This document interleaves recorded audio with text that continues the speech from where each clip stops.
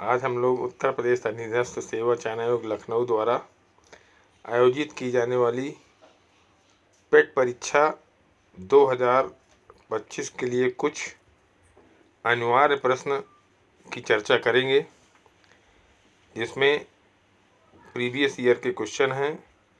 जिसमें पहला प्रश्न इस तरह से है, भारत में स्थित किस हड़प्पा स्थल में हाकरा मृदु भांड के भंडार शामिल हैं, जो सिंधु घाटी सभ्यता के शुरुआती चरणों से पहले की बसावट की विशेषता है।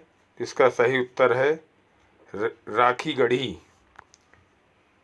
दूसरा प्रश्न है, माना जाता है कि गौतम सिद्धार्थ, जिनको गौतम बुद्ध के नाम से भी जानते हैं, ने अंतिम अनुभूति के लिए बोध गया जाने से पहले 6 साल तक डुंगेश्वरी गुफा में पवित्रता पूर्वक ध्यान किया था।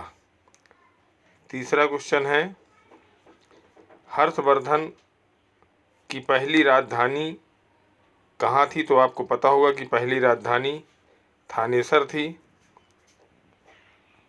अकबरनामा के तीसरे खंड में अकबर के प्रशासन, घर, सेना, राजस्व जिसमें आय के साधन होते हैं, और उसके साम्राज्य के भूगोल से संबंधित, जिसे आईने अकबरी के नाम से जाना जाता है। भूगोल का मतलब है यहाँ पे कि उसका क्षेत्रफल कैसा है, कहाँ कहाँ तक वो फैला है, इन सब चीज़ों का वर्णन।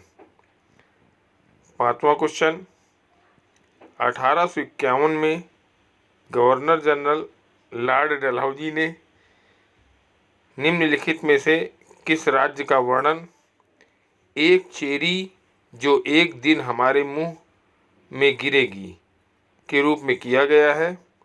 तो उन्होंने अवध राज्य का वर्णन किया है इसमें। अगला प्रश्न है, भारतीय राष्ट्रीय आंदोलन के दौरान कांग्रेस मंत्रालयों ने कब इस्तीफा दिया? 1939 में। 1942 में विंस्टन चर्चिल द्वारा गांधी जी और कांग्रेस के साथ समझौता करने का प्रयास करने के लिए किसे भारत भेजा गया था? तो सर स्टेफर्ड क्रिस को भारत भेजा गया था अंग्रेज़ों के द्वारा कि गांधी जी और कांग्रेस में कोई समझौता किया जाए। अगला प्रश्न है, सुभाष चंद्र बोस ने 1944 में मोइरांग में INA ध्वज फहराया था। वह शहर अब मणिपुर राज्य में स्थित है। मणिपुर में INA ध्वज फहराया गया था।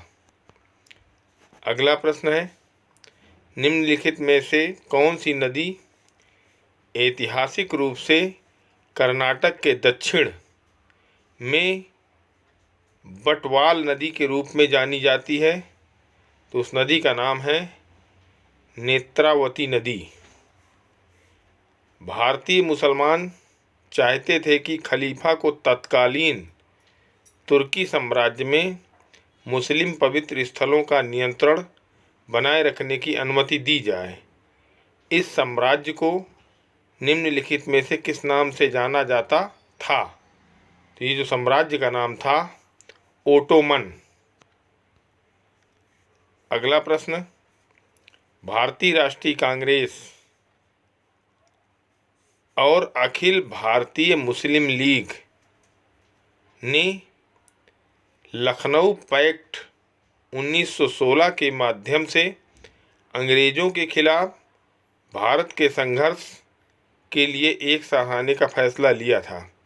भारतीय राष्ट्रीय कांग्रेस और मुस्लिम लीग ने एक साथ 1916 में लखनऊ में एक समझौता किया कि अब अंग्रेज़ों के खिलाफ लड़ाई लड़ी जाए। अगला प्रश्न,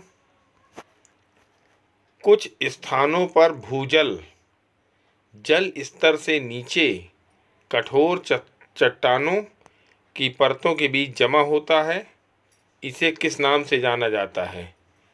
तो इसका सही उत्तर है जलभृत। अगला प्रश्न है, मिलन ग्लेशियर भारत के किस राज्य में स्थित है? तो मिलन ग्लेशियर भारत के उत्तराखंड राज्य में स्थित है।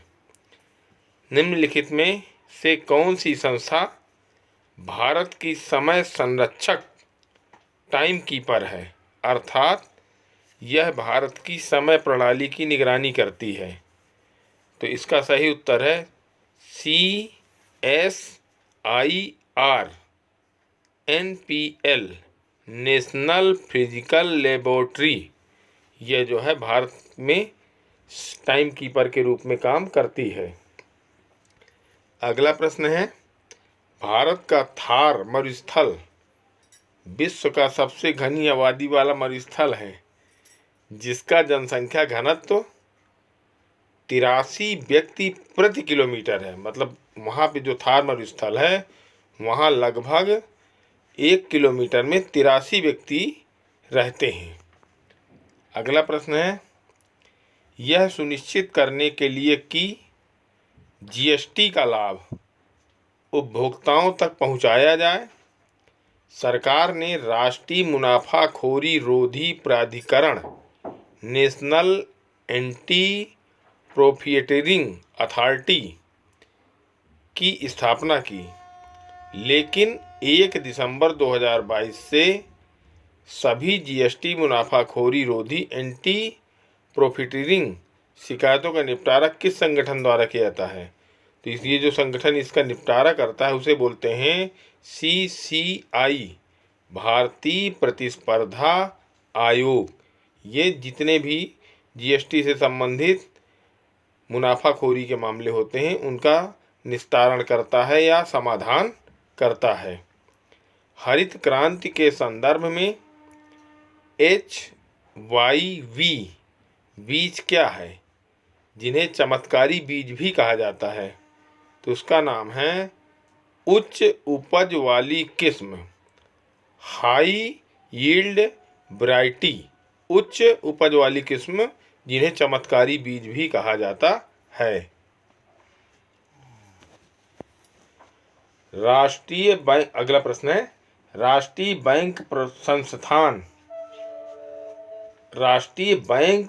प्रबंधन संस्थान NIBM की स्थापना 1969 में निम्नलिखित में से किसके द्वारा भारत सरकार के परामर्श से बैंक प्रबंधन में अनुसंधान, प्रशिक्षण, शिक्षा और परामर्श के लिए एक स्वायत्त माने स्वतंत्र शीर्ष संस्थान के रूप में की गई थी?